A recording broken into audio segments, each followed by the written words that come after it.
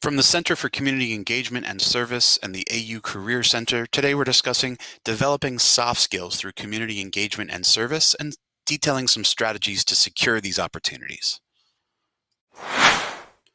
Just like internships, community service and community engagement experience can help you develop some very sought after skill sets that employers are looking for.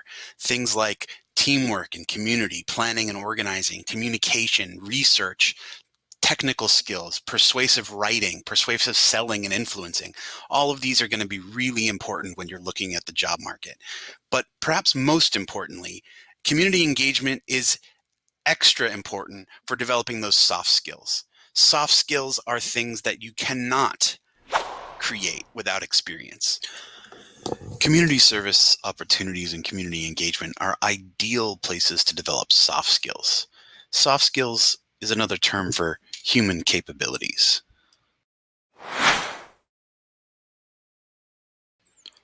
Soft skills are high on the list of what employers say they're looking for. Soft skills have more to do with personality and attitude than they do with hard skills. Think of soft skills as people skills or interpersonal skills, things that you would say that I am to describe yourself. I am a detailed-oriented person. I am adaptable and flexible.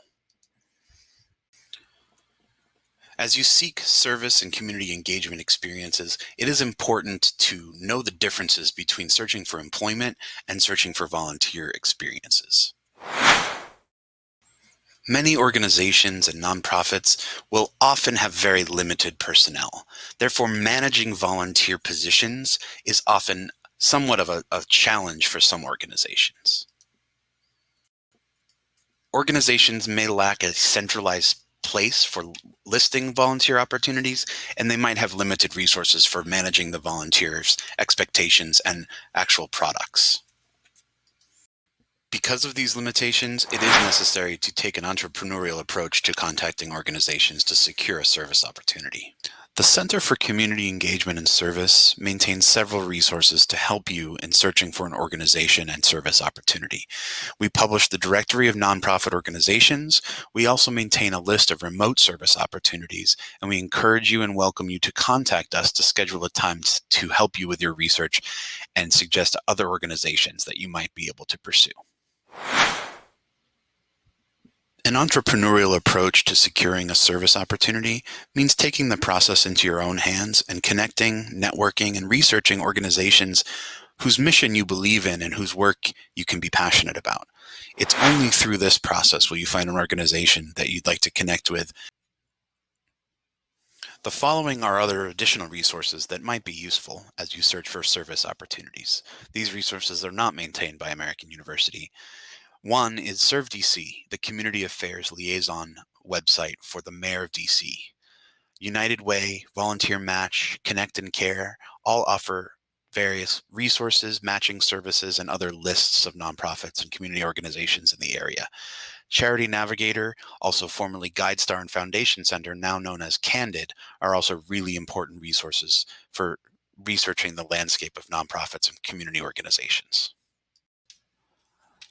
Another great resource for pursuing organizations and service opportunities is to seek out professional associations in a specific technical area or professional service area that you're particularly passionate about. Some examples are noted here, including emerging practitioners in philanthropy or young professionals in foreign policy. This is by no means an exhaustive list, and there are many different other examples of professional associations for nonprofit professionals. If you're not in the DC area, there are several local government organizations and other mayor's offices that might be helpful.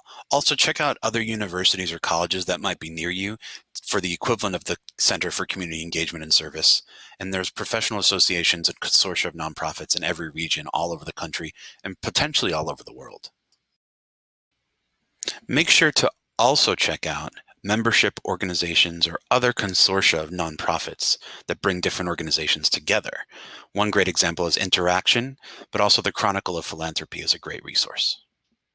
As you go through these resources, as you go through the lists and see what's out there in terms of organizations, start to make a short list of priority organizations based on technical area or impact area that you are passionate about looking for. Then Start to look into those organizations, look at their work, look at their contact information, and start to reach out and connect. Follow up with them. I think the most important thing about networking, especially with organizations and with limited resources, with limited personnel, is to follow up. Find out how you can be of most service to that organization. As you continue and reach out, another really important layer towards your networking is to research the organization. Make sure that you know the organization's mission. Make sure that you are well versed in the service and the population or the issue area that they serve. Uh, Try to research their need for volunteers. Do they have a formal intake system? Do they have a formal application system, or is it more word of mouth? One also important thing to look into is, where does their funding come from? Are they grant funded, private donor funded, government funded? And every nonprofit, you can look up the tax information to find more information about their background.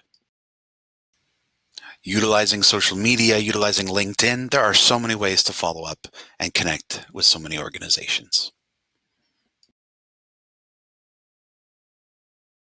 And that wraps it up. So thank you for viewing this video from the Center for Community Engagement and Service at American University. You can connect with us online or via email at volunteer@american.edu.